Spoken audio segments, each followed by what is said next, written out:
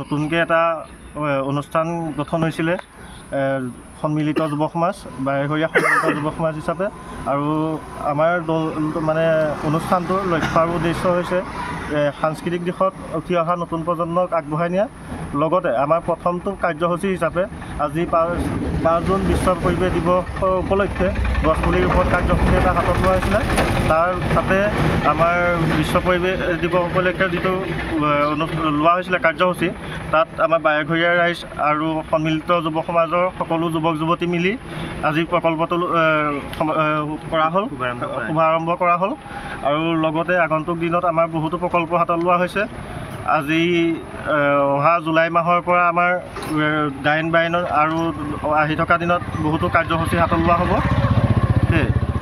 হয়, পোনপ্ৰথমে বিশ্ব পৰিৱেশ দিৱসৰ আন্তৰিক শুভকামনা জ্ঞাপন কৰিছোঁ। আজি 5 জুন বিশ্ব পৰিৱেশ দিৱস পৰিৱেশৰ সুস্বাস্থ্যৰ প্ৰতি লক্ষ্য ৰাখি আমি আজি এই কাৰ্যসূচী হাতত লৈছোঁ। লগতে আমি অনাগত দিনতো আমি এই এনেকুৱা ধৰণৰ কাৰ্যসূচী আমি কৰি যাম আৰু আজি আমি বৃক্ষৰোপণ কাৰ্যসূচী কৰিছোঁ আমাৰ বাৰেঘৰীয়া যুৱ সন্মিলিত সমাজৰ জৰিয়তে। জুন বিশ্ব পৰিৱেশ দিৱসৰ সকলোকে শুভেচ্ছা জনালোঁ। আজি আমি বাৰেঘৰীয়া গাঁও সন্মিলিত যুৱ সংঘৰ সৌজন্যত আমি গছপুলি ৰোৱা কাৰ্যসূচী এতিয়ালৈকে কৰিছোঁ চলাই নিছোঁ। তাৰে হৈ যাব ন? ভাৰত চৰকাৰে সমগ্ৰ বিশ্বত এই বিশ্ব পৰিৱেশ দিৱসটো পালন কৰিবৰ কাৰণে আজি 5 জুন তাৰিখে সিদ্ধান্ত গ্ৰহণ কৰিছে আৰু সেই মৰ্মে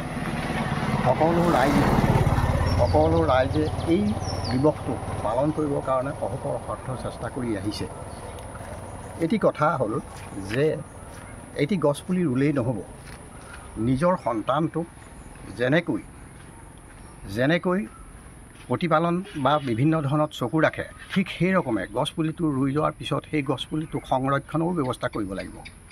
কেতিয়াবা সি পানী বিচাৰে, কেতিয়াবা সাৰ বিচাৰে, সেইবিলাক কি কৰিব লাগিব, তেওঁক যোগান ধৰিব লাগিব, সেই গছপুলিটোক যোগান ধৰিব লাগিব। পৰিৱেশ এটা সৃষ্টি কৰিবলৈ হ'লে তাৰ কাৰণে আমি কি কৰিব লাগিব, আমি প্ৰতি মুহূৰ্ততে সেই গছপুলিটোৰ ওপৰত আমি চকু ৰাখিব লাগিব। গছপুলিটো যেতিয়া ডাঙৰ হ'ব সেই গছপুলিটোৱে আমাক অৰ্থাৎ সমাজখনক কি উপকাৰ কৰিব সেই বিষয়ে আজিৰ প্ৰজন্মক জনাব নালাগে। গতিকে গছ নহ'লে মানুহ জীয়াই থাকিব নোৱাৰে। সেইকাৰণে গছ মানুহে ৰুব লাগে। গছ এজোপা কাটিলেই নহয়, গছজোপা ৰুব লাগে। গতিকে মই বিশেষ নকওঁ যে উঠি অহা প্ৰজন্মই যি পদক্ষেপ আজি বাৰেঘৰীয়া গাঁৱৰ ৰাইজে বাৰেঘৰীয়া যুৱক সংঘই যিটো প্ৰচেষ্টা হাতত ল'লে তাৰ কাৰণে মই তেওঁলোকক ধন্যবাদ দিছোঁ। আগন্তুক তেওঁলোকে এনেধৰণৰ ব্যৱস্থা গ্ৰহণ কৰি উঠি অহা প্ৰজন্মক সুপথ দেখুৱাই যাব বুলি মই আশা ৰাখি মোৰ বক্তব্য মই সামৰণি মাৰিছোঁ।